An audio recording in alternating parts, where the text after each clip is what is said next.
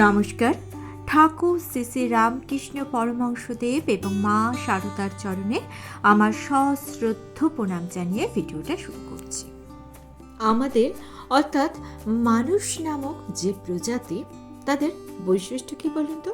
আমরা জানি অনেক কিছু, কিন্তু সেগুলোকে জীবনে প্রয়োগ করতে পারি না বা প্রয়োগ করতে চাই না। ব্যাপারটা একটু অদ্ভুত লাগলো শোনাতে, নিশ্চয় ক্লিয়ার করে বলি।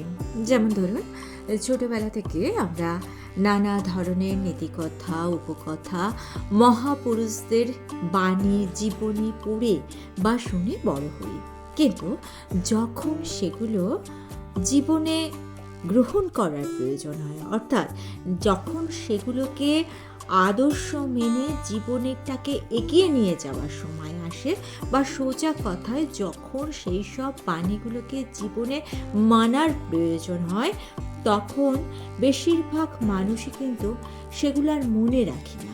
যেমন ধরুন, ছেলে মেয়ে একটু বড় হলে তাকে কিছুটা স্বাধীনতা দিতে হয়, তার উপর বিশ্বাস করতে হয়।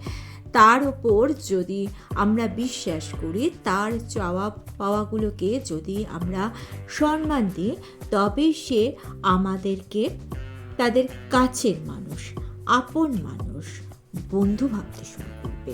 জীবনের নানা সমস্যা তারা কিন্তু তাহলে সহজেই বাবা মার সঙ্গে শেয়ার করতে পারে। এতে জীবনের সমস্যাগুলো অনেক সহজ হয়ে যায়। কিন্তু ম্যাক্সিমাম বাবা মা কী করে? শুধুমাত্র বাবা মা হয়েছেন এই অধিকার বোধ নিয়ে তারা শুধু ছেলে মেয়েকে অর্ডার দিয়ে যান।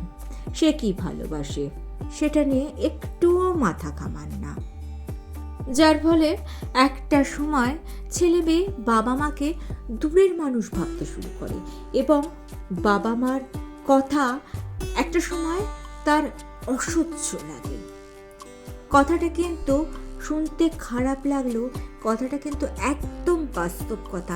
এই কথাটা যদি সত্যি না হতো, তাহলে কিন্তু এই যে ছেলে মেয়েরা নানান রকম অঘটন ঘটাচ্ছে, বিপথে চলে যাচ্ছে, এই সমস্যাগুলো হতো না। সে যাই হোক, অন্যদিক থেকে ছোটবেলা থেকে আমাদেরকে শেখানো হয় বড়দেরকে উপযুক্ত সম্মান দিতে, তাদের মুখে মুখে কথা বলতে না। সব ঠিক আছে, কিন্তু যারা বয়সে বড় তাদেরও নিজেদের সম্মানটা রাখতে জানতে হবে। বয়সে বড় বলে যা কিছু বলা যায় না। বয়সে যারা ছোট তাদেরও কিন্তু সম্মান বোধ আছে, তাদেরকেও তাদের উপযুক্ত সম্মানটা দিতে হবে। অর্থাৎ সম্মান বয়স ও জীবিকা দেখে নয়, উপযুক্ত মানুষকে উপযুক্ত সম্মান দিতে জানতে হবে, তবেই কিন্তু সম্মান ফেরত পাওয়া যায়। অনেক মানুষ আছে সত্যিকারে ভীষণ বিরক্তিকর। বাস্তব অভিজ্ঞতা থেকে বলছি, কিছু মানুষকে আমি দেখেছি যারা নিজের ও নিজের পরিবারের সবসময় গুণগান করেন অন্য মানুষকে ডেকে। স্বভাবতই সবসময় সব কথা সবার শুনতে ভালো লাগে না। আর এদের স্বভাব কি বলুন তো? এরা একদিন বলে ক্ষান্ত হবে না, দিনের পর দিন একটা কথারই পুনরাবৃত্তি করে একই মানুষের কাছে বলে যাবেন। এরা একটুও ভাবেন না যে অপরপক্ষের ভালো লাগছে কি লাগছে না। অন্যদিকে অপরপক্ষ হয়তো বয়সে ছোট হওয়ার সুবাদে কিছু বলতে পারছে না, কিন্তু তার কাছে তো খুব ব্যাপারটা বিরক্তিকর লাগছে। কারণ যারা নিজেদের ঢাক নিজেরা পেটায়, তারা কারোর কাছে গ্রহণযোগ্য হয় না।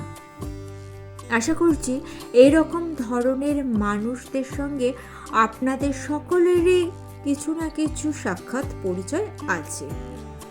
আমার ভাবতে অবাক লাগে, আর আমার অপরাধ নেবেন না যে আমি এইভাবে বলছি বলে যে এরা এতটাই মূর্খ যে আপনার সামনে আপনার প্রিয়জনের, আপনার পরিবারের নিন্দা করতেও পিছুপা হয় না। আকারে ইঙ্গিতে আপনার সামনে বসে আপনার পরিবারের বিরুদ্ধে, আপনার প্রিয়জনদের বিরুদ্ধে কথা বলে যাচ্ছে। আর অপরপক্ষ কি করছে? পরিবেশ ও পরিস্থিতিতে শান্তি বজায় রাখতে সেই মুহূর্তে কিছু বলতে পারছে না, কিন্তু মনে মনে যৎপরণস্তে বিরক্ত হচ্ছে। আরও এক ধরনের মানুষ আছে যারা সংসারে নিজেদেরকে জ্ঞানী মনে করে, সব বিষয়ে তারা জানে, যে কোনো বিষয় নিয়ে জ্ঞান দিতে শুরু করে দেবে। এটা আমাদের দেশের বৈশিষ্ট্য। বিশেষ করে কোনো চিকিৎসা সংক্রান্ত ব্যাপারে তো মনে হবে যে আমাদের সমাজে বা আমাদের দেশের প্রত্যেকটা মানুষই একেবারে এক্সপার্ট, মানে কিছু না পড়েও মেডিকেল সায়েন্স সম্বন্ধে এদের জ্ঞানের অভাব নেই। যাই হোক, এই রকম ধরনের মানুষদের সংখ্যা আমাদের সমাজে সব থেকে বেশি আছে। এখন কথা হচ্ছে, এরকম মানুষ যারা, যাদের কথা আপনার খুব অসহ্য লাগছে, খুব বিরক্ত লাগে, কিভাবে তখন নিজেকে সামলাবেন?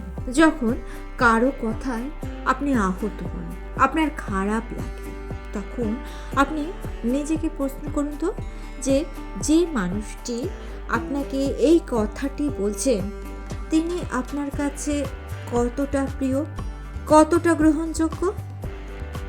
যদি মানুষটি আপনার বড্ড কাছের হয়, বড্ড প্রিয় হয়ে থাকে, তবে তার বলা কথাটি আপনি ভুলে যান।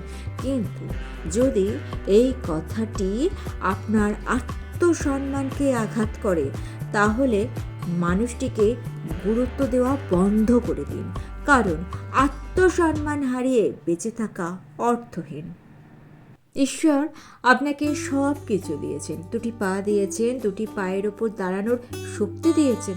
ঈশ্বরের দেওয়া দুটি পায়ের ওপর নির্ভর করে সোজা হয়ে দাঁড়িয়ে থাকা শক্তি ও ক্ষমতা দুটোই আপনার আছে। দিয়েছেন সবল মেরুদণ্ড, বিবেক। তাই বিবেকহীনভাবে, মেরুদণ্ডহীনভাবে বেঁচে থাকার কোনো প্রয়োজন নেই। দুঃখের কথা কি বলুন তো, এই পৃথিবীতে শিক্ষিত মানুষের কোনো অভাব নেই, কিন্তু বিবেকবান মানুষের অভাব রয়েছে। বর্তমান সময়ে আমরা প্রত্যেকে খুব সচেতন, কিন্তু সমস্যা কি জানেন তো, আমরা আর্থিক ক্ষতি নিয়ে সব থেকে বেশি সচেতনতা প্রকাশ করি। অর্থাৎ আর্থিক ক্ষতি নিয়ে আমরা যতটা সচেতন, শারীরিক ক্ষতি নিয়ে কিন্তু আমরা তার থেকে কম সচেতন। আর যে ক্ষতি একেবারেই আমাদের কাছে গুরুত্ব পায় না, তা হলো মানসিক ক্ষতি। আপনার আশেপাশের মানুষেরা প্রথম দুটি ক্ষতি না করতে পারলেও তৃতীয় ক্ষতিটা কিন্তু করতেই পারে এবং করছেও। আর এই তৃতীয় ক্ষতি অর্থাৎ মানসিক ক্ষতি নিয়ে কিন্তু আমরা মাথা ঘামাই না, কিন্তু সব থেকে বড় ক্ষতি হচ্ছে মানসিক ক্ষতি। ব্যাপারটা একটু লজিক্যালি চিন্তা করে দেখুন। আপনি যখন মানসিকভাবে বিধ্বস্ত থাকবেন, তখন আপনার শারীরিক স্বাস্থ্যেরও কিন্তু ক্ষতি হবে, যার ফলে আপনার অর্থনৈতিক উন্নতি বাধাপ্রাপ্ত হবে। তাহলে দেখলেন তো, তিনটে ক্ষতি পরপর চেইন সিস্টেমে কিন্তু আমাদের জীবনে এসে পড়ছে। তাই যে আপনাকে বোঝে না, আপনার কথার কোনো মূল্য দেয় না, তাকে কখনো আপনার কথা বোঝাতে যাবেন না, কারণ সেটা আপনার পক্ষে করা অসম্ভব। তাই অযথা কারো বিষয়ে মতামত প্রকাশ করবেন না।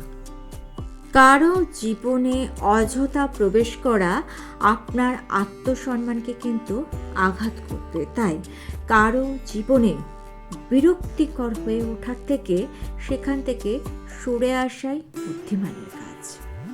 আবার ঠিক উল্টোটাও সত্য, কারুকে আপনি এতটা অধিকার দেবেন না যে আপনার জীবনটাকে সে বিরক্তিকর করে তোলে। তাহলে কি করতে হবে? আত্মসম্মান নিয়ে মাথা উঁচু করে বেঁচে থাকতে হবে। আর আত্মসম্মান নিয়ে মাথা উঁচু করে বেঁচে থাকার একটি মাত্র উপায় হলো, আপনি কখনো গড্ডালিকা প্রবাহে গা ভাসাবেন না। স্রোতের সঙ্গে সঙ্গে তো সবাই যেতে পারে, কিন্তু স্রোতের বিপরীত দিকে হাঁটুন তো। স্রোতের অনুকূলে কচুরিপানাও কিন্তু থাকে। আপনি যদি স্রোতের বিপরীত দিকে যান, তখনই তো আপনি বুঝতে পারবেন আপনার প্রকৃত বন্ধুকে, কার কাছে আপনার মূল্য সত্যিই রয়েছে। যে বিষয়ের অধ্যয়ন বা আলোচনা বুদ্ধির উৎকর্ষ সাধনের থেকেও হৃদয়কে স্পর্শ করে, আপনি সেই বিষয়ে অধ্যয়ন করুন। বৃথা বাক্যালাপ থেকে সংযত থাকুন। এদিক ওদিক ভাবে যদি আপনি ঘুরে বেড়ান, অপ্রয়োজনীয় কথায় সময় নষ্ট করেন, তাহলে কিন্তু কোনো উন্নত বিষয় নিয়ে আপনি ভাবনা চিন্তা করতে পারবেন না। স্রোতের বিপরীত দিকে চলার কথা বলছিলাম না? স্রোতের বিপরীত দিকে চলার জন্য শক্তি চাই। সেই শক্তি আপনি পাবেন উপনিষদ অধ্যয়ন করলে। একটা সত্যি কথা কি জানেন তো, আমাদের হিন্দু ধর্মের মতো সায়েন্টিফিক কথা আর কোনো ধর্মে নেই, কিন্তু আমরা আমাদের নিজেদের ধর্ম কথা সম্বন্ধেই অনেক কিছু জানি না। উপনিষদে বলছে, হে মানব, তেজস্বী হও, দুর্বলতা পরিত্যাগ করো, কারণ তোমরাই হলে শক্তির বৃহৎ উৎস। যে শক্তি সঞ্চারিত হয়ে সমগ্র জগৎকে তেজস্বী করতে পারবে, আর এই শক্তির দ্বারাই সমস্ত জগৎ পুনর্জীবন পাবে। যে শক্তি সকল জাতির, সকল মতের, সকল সম্প্রদায়ের দুর্বল, দুঃখী, পদদলিতকে উচ্চস্বরে আহ্বান করে বলে, তোমরা মুক্ত হও, নিজের পায়ের ওপর দাঁড়িয়ে তোমরা মুক্ত হও। দৈহিক, মানসিক এবং আধ্যাত্মিক মুক্তি বা স্বাধীনতাই হলো উপনিষদের মূল মন্ত্র। এই কথাই আমাদের সনাতন ধর্মের মূল কথা। স্বামীজি বলছেন, উপনিষদেই তো রয়েছে মানুষের প্রতি ভয় শূন্য হওয়ার বার্তা। এ প্রসঙ্গে স্বামীজি একটি ঘটনার কথা বলছেন, আলেকজান্ডারের কথা। প্রবল পরাক্রমশালী আলেকজান্ডার একদিন সিন্ধু নদের তীরে দাঁড়িয়েছিলেন। সেখানে তার সঙ্গে পরিচয় হয়েছিল ভারতীয় একজন সন্ন্যাসীর সঙ্গে। সন্ন্যাসীর সঙ্গে বাক্যালাপ করে সম্রাট সন্ন্যাসীর অপূর্ব জ্ঞানে বিস্মিত হয়ে তাকে অর্থ মানের প্রলোভন দেখিয়ে গ্রীস দেশে যাবার জন্য আহ্বান করেছিলেন। এ প্রসঙ্গে বলে রাখি, বর্তমানে এবং আমাদের পূর্বপুরুষদের সময়, মানে বহু যুগ আগে থেকে কিন্তু ভারতবর্ষ একটি সমৃদ্ধশালী দেশ ছিল, একথা সকলেই জানেন। শুধুমাত্র অর্থনৈতিক দিক থেকে যে ভারতবর্ষ সমৃদ্ধশালী ছিল তাই নয়, যে কোনো বিষয়ে, রাজনৈতিক বিষয়ে, ধর্ম সংক্রান্ত বিষয়ে, এমনকি চিকিৎসা শাস্ত্র, ভারতীয়দের মধ্যে যে গবেষণা শত শত বছর পূর্বে হয়ে গিয়েছে, সেগুলো কিন্তু অন্য কোনো দেশে খুঁজে পাওয়া যায় না। অর্থাৎ ভারতীয়দের মধ্যে যে জ্ঞানের ভাণ্ডার ছিল, সেই জ্ঞানের ভাণ্ডারকেও হরণ করার জন্য বিদেশি শক্তির আগমন ঘটেছিল। আর এই আলেকজান্ডারের সঙ্গে এই সন্ন্যাসীর আগমনের গল্প বা সত্যি ঘটনা যেটাই বলুন, সেটাই কিন্তু এর উদাহরণ।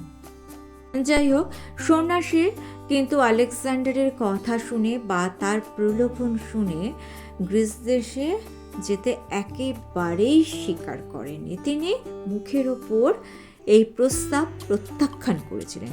তখন সম্রাট নিজের রাজ প্রতাপ প্রকাশ করে বলেছিলেন, আপনি যদি না আসেন তাহলে আমি আপনাকে মেরে ফেলব। এই কথা শুনে সন্ন্যাসী হেসে বলেছিলেন, তুমি এমন একটা মিথ্যে কথা বললে যে মিথ্যে কথাটা তুমি আর কারোর সাথে জীবনে কখনো বলোনি। তুমি বাহ্যিক জগতের সম্রাট, তুমি আমাকে মারবে কিভাবে? এ হতেই পারে না। আমি চৈতন্য স্বরূপ, আজও আমি অক্ষয়, আমি কখনো জন্মাইনি, তো মরবো কিভাবে? আমি অনন্ত, সর্বব্যাপী। তুমি একজন শিশু, তুচ্ছ, তুমি আমাকে মারবে কিভাবে? তাই কারোর কথা যখন অসহ্য লাগবে, তখন আপনি একবারও ভাববেন না যে তিনি না থাকলে আপনি কিভাবে বেঁচে থাকবেন। আপনি জানবেন আপনার মধ্যেই রয়েছে অনন্ত শক্তি, অনন্ত সাহস। আপনি একা নন, আপনার মধ্যে রয়েছেন স্বয়ং ঈশ্বর। তাই তো স্বামীজি বলেছেন, আপনার মনে যখন মানসিক দ্বন্দ্ব উপস্থিত হয়, হৃদয় ও মস্তিষ্কের মধ্যে যখন সংঘাত হয়, তখন হৃদয়কেই গ্রহণ করো। কারণ বুদ্ধিমান মানুষের চেয়ে হৃদয়বান মানুষ অনেক ভালো। বুদ্ধিমান মানুষ বুদ্ধি দিয়ে তোমার ভালো করতে পারবে, খারাপও করতে পারবে, কিন্তু যারা হৃদয়বান তারা তোমার ভালোই করবে, খারাপ করার কথা ভাবতেই পারবে না। তাই সবসময় হৃদয়ের কথা শুনুন এবং হৃদয়কে গুরুত্ব দিন আর পরিপূর্ণ আনন্দ লাভ করুন। ভিডিওটা ভালো লেগে থাকলে চ্যানেলটিকে সাবস্ক্রাইব করে নিয়ে পাশে থাকা বেল আইকনটা প্রেস করে দিয়ে অল অপশনটা ক্লিক করে দেবেন, তাহলে যখনই নতুন কোনো ভিডিও আপলোড করব তার নোটিফিকেশন আপনাদের কাছে পৌঁছে যাবে। ঠাকুর, মা ও স্বামীজির চরণে প্রণাম জানিয়ে আজকে এই পর্যন্ত। Thanks for watching.